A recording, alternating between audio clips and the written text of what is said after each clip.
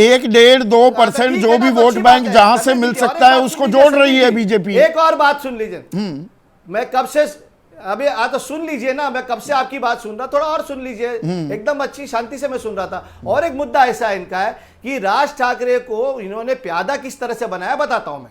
राज ठाकरे की जी के पास अगर कोई चुनाव में उम्मीदवार अगर लड़ सकता है, थोड़ा भी लड़ सकता है, तो वो एक ही आदमी है, वो बाला नांदगांवकर जी है। वो दक्षिण मुंबई में जहां मैं रहता हूं, दक्षिण मुंबई में वो लड़ सकते हैं, अगर लड़ सकते हैं तो ये लोग जो है ये प्यादे को इस्तेमाल करके शिंदेगढ़ पे प्रेशर डालेंगे कि भाई अगर आप हमारा यहाँ की बात नहीं सुनेंगे तो हम यहाँ पर इनको खड़ा कर देंगे। तो ये बीजेपी का माइंड गेम है। आप कहते हैं ना साम दाम दंड भेद, सही बात है, माइंड गेम खेल रहे हैं शिंदेगढ़ के साथ कि अगर आप यहाँ नहीं सुनेंगे तो हम आपको यहाँ दबाएंगे, ये नहीं करेंगे तो हम वो करेंगे। मिलिंद देवरा जी के बारे में जो बात कर रहे हैं लोग, दक्षिण मुंबई में वो 2 बार हार चुके हैं और अभी राज्यसभा में जाकर बैठे हैं। वो कभी यहां से खड़ा रह ही नहीं सकते, क्यों, कभी जीतेंगे ही नहीं। और मैं ये दावे के साथ कहता हूं कि मैं उनको बचपन से जानता हूं मुंबई की, क्योंकि आप बात कर रहे हैं स्पेसिफिकली। क्लाइड, एक मिनट सुनिए ना 6 सीटें हैं मुंबई में। इन 6 सीटों पर राज ठाकरे की एनडीए में, महायुति में एंट्री एनडीए के लिए फायदेमंद है, आप लोगों के लिए चिंता का सबब, या उत्तर भारतीय वोट बैंक भी पोलराइज होता दिखाई देगा, उस पर आप उम्मीद साधे बैठे हैं? राज ठाकरे जी का कोई फायदा बीजेपी को ना होने वाला है, हमें कोई फर्क पड़ने वाला नहीं है। और उत्तर भारतीय लोगों को भी मालूम है कि ये भाई साहब खाली आवाज करते, कुछ कर नहीं पाते। वो समय गया, वक्त गया उनका, अब वो वक्त नहीं रहा। ये सिर्फ एक प्यादा बनकर बैठे जिसे बीजेपी इस्तेमाल करेगी एक नाथ शिंदे जी के ग्रुप के ऊपर प्रेशर डालने के लिए। भाई मेरी ये बात सुनो, नहीं तो ये बात हम करेंगे।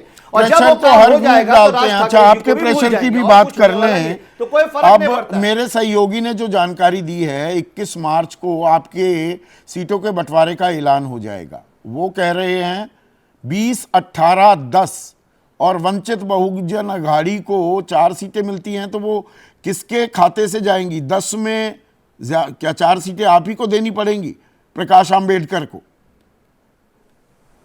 आप तो थोड़ा रुक जाइए ना संदीप जी, 21 तारीख है, 36 घंटे 40 घंटे में पता चल जाएगा आपको। हम हमारा काम पूरा रेडी करके रखे हैं, हम करेंगे। तकलीफ तो बीजेपी को हो रही है, जो अपने आप को इनविंसिबल कहते हैं, 400 पार कहते हैं, उन्हें राज ठाकरे जी को आज लेना पड़ रहा है। तो फिर उससे बड़ी बात क्या है कि भैया डर गए हैं, इनको खुद के ऊपर कॉन्फिडेंस ही नहीं है, इसलिए छोटे मोटे जो भी लेकर जमा कर रहे हैं। अगर इतना उनको अपने आप शक्ति पर, अगर ये मतलब बोलते ना कि हम इनविंसिबल है, इतनी शक्ति पर उनको गुरूर है, तो अकेला लड़ लीजिए। क्यों 40 पार्टी को लेकर लड़ रहे हैं, क्यों खिचड़ी बना के बैठे?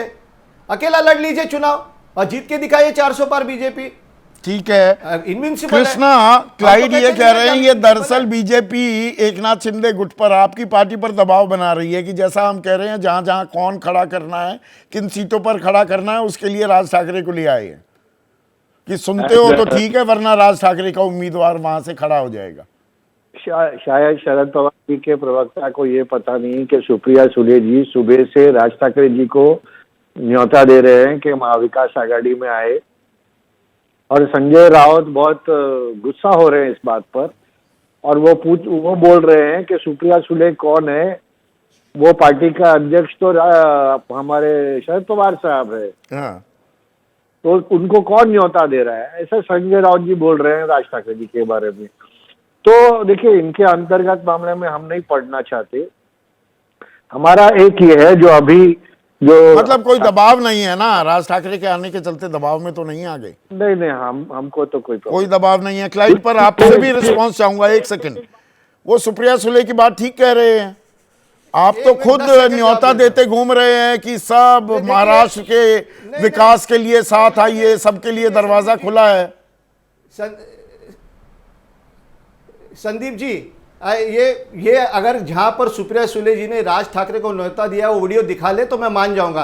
क्या इस शिंदे गुट के प्रवक्ता कौन से कुएं में रहकर, कौन से किरीट सोमया टीवी या भक्त टीवी देखते हैं? बाकायदा एक बयान में कुछ बात, एक मिनट अब सुनिए, टीवी पे तो मैंने भी देखा नहीं है। रोहित पवार आपके विधायक हैं, कहीं बोला नहीं है। अरे सुनिए ना, रोहित पवार आपके विधायक हैं, हाँ, उनका शब्द है, उनका बयान, राज ठाकरे से विनती है कि वो महाराष्ट्र हित और धर्म का पालन करें, इस महाशक्ति के खिलाफ लड़ने वाले लोग चाहिए, आज संघर्ष के हालत है, बीजेपी का साथ ना देकर हमारे साथ आकर लोगों के लिए लड़े।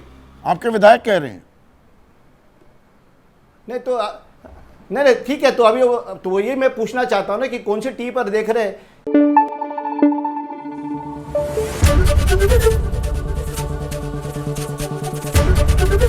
एबीपी न्यूज आपको रखे आगे।